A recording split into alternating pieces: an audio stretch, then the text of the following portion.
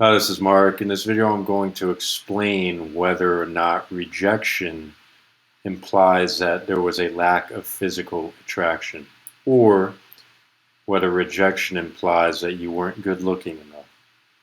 That statement, if you say that, if you are rejected, then looks were insufficient is a false statement because there is no way to determine with absolute certainty. How I view it is that you have a range of attraction. Every woman will have it will be a different range. They have different preferences. Some women like guys who have lighter hair, which is a minority.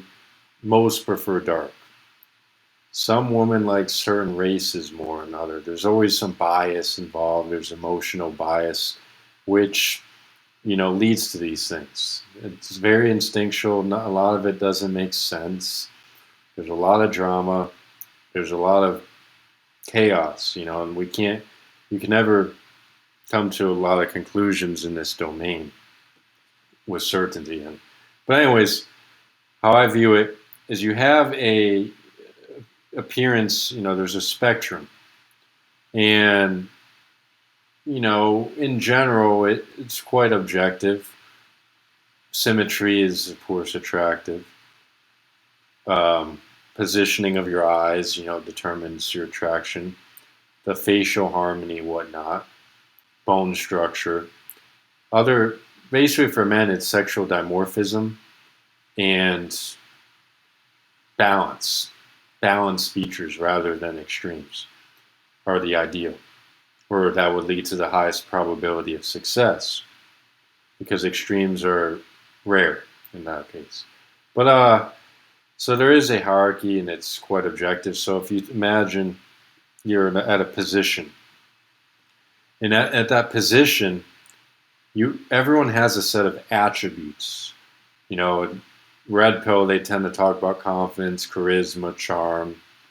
Black pill, they focus on looks or genetic determinism. And then, of course, there's a blue pill, which focuses on emotional manipulation. However, now, what I find interesting is the human ego loves to break things into subgroups or categories or fit. We like to, I think it's human nature to try to fit into an area that is separate from the rest of society so that, you can be on your own little island. And a lot of it is coping mechanisms as well. Each of the pills, I mean, there is some truths to extract, but in the black pill, I find quite extreme, especially when it gets to the negative side of the spectrum. And then blue pill, it's kind of delusional as well with the whole optimistic side. It's also an extreme.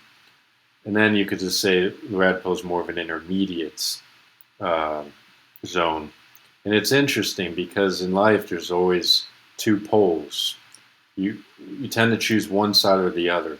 You have Republican, Democrat, male, female, electron, proton, positive, negative, yin, yang, growth, decay. And this isn't anywhere. And it seems as if they're spreading further with all the polarization going on in society.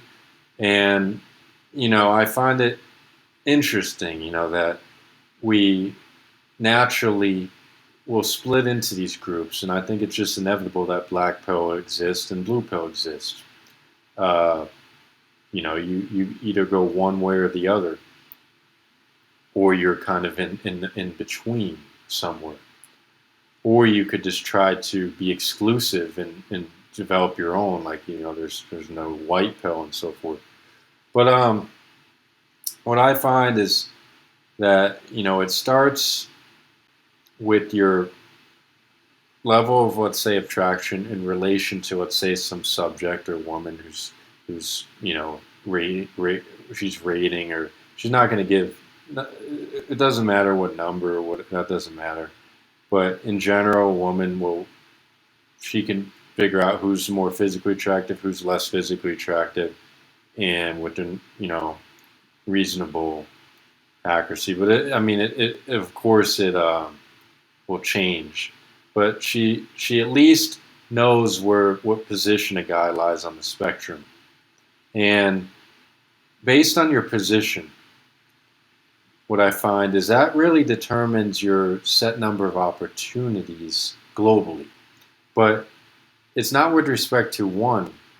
It's basically a probability. So I think of it like when you have desirable qualities, like your perfection doesn't exist, but if you're tending in that direction, of course, your options are going to expand to a maximum. Whereas if you go the other direction where you're defective, it's going to condense. And so looks, yes, determines your set number of possibilities. That's a given. Now, when I made the statement that in the beginning, how rejection does not imply that looks were insufficient, the reason for this is because here's a scenario I like to play out. Imagine a woman is infatuated with a guy who's sexually dimorphic, masculine, say he's a bad boy, is tall, dark, and handsome, and has qualities that many women swoon for. Now, let's say she's really infatuated with him, and let's just suppose that we morph his appearance such that it goes to the very feminine extreme of the spectrum. So he'll gradually appear more and more like a female. So he's losing his sexual dimorphism, and thus her interest in all the attributes that he possesses, like height or anything that influences dominance or gives her a sense of security and femininity, is going to be eradicated, and thus her interest is going to depreciate. Now, if imagine his personality, every attribute that he possessed was aligned perfectly. It was optimal.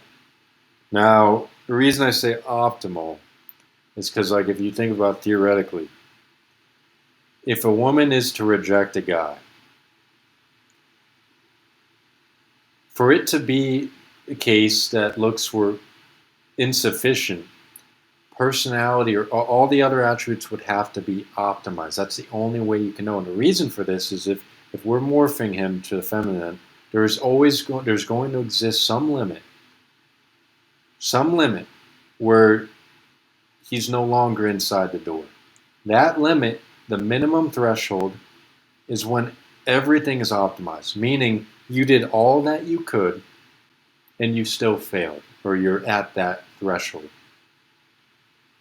So if you do fail, because no one has an optimal personality, that is true. No one can have meet every single criteria, optimize every single thing. No one. Thus, it's not fully down to appearance. There could have been a sliver of hope that you could have been in the door had you optimized everything. But that's the reality is you can't. And the reality is there's not much you can control. And so thus we tend to focus on, yes, the appearance of being the sole or contributor. But there are cases where your looks were clearly sufficient, but you still failed because you're giving off, whether it's negative energy or you're just killing the mood. If you're negative and you're depressed, you're basically not many people want to be around that. And this, even if you look good enough, there's still so many other men who look just as good, who have better qualities, who a woman could choose because her accessibility is so high.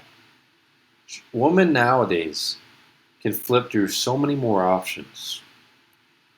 Therefore, whatever attributes you possess is basically going to cause them to lose interest much faster because we're becoming desensitized to things around us. And so women will, and men in general, we're all more likely to bounce around, lose interest faster because we can, you know, there's so many more targets that may appear even better and better. And that's what we're generally seeking. And it's a little bit harder now. It's definitely getting harder in terms of maintaining or securing it for long term. There's a lot of cheating going on. I'll tell you that. A lot of cheating. It's just this is inevitable with pornography, with all the social media and just the field of validation-seeking behavior. This becomes a chronic. Can become a chronic addiction. But yeah, I mean, the main point is that if you are rejected, don't just make the assumption that oh, you're just ugly, or it's because you were ugly. The possibility could be that you had an opportunity, however, you failed to capitalize. And thus, it's best to improve what you have, the attributes, because the options aren't going to change. If looks determines the set number of possibilities, that you can change if you improve your appearance. Everyone should try to improve that. But if you don't do anything, it's going to remain relatively static. So if you go in the negative direction, you're condensing that set towards zero. You have options. Everyone generally has options, but you have a lot of those options may not be desirable unless you quit or give up. And men cannot blame women for not choosing men, because in reality, it's their instincts. They can't control these things like fully. Women they're the choosers. So we're not entitled for anything. They choose. Now, the point, the reality is we can't control either their reaction either. So yeah, it can be harsh for some, ugly individuals who get called creep or get called, or more likely to be called creep, more likely to be called ugly. That is just reality. That's the halo effect at play. I've been called ugly. I've been, told my eyes are repulsive, and it's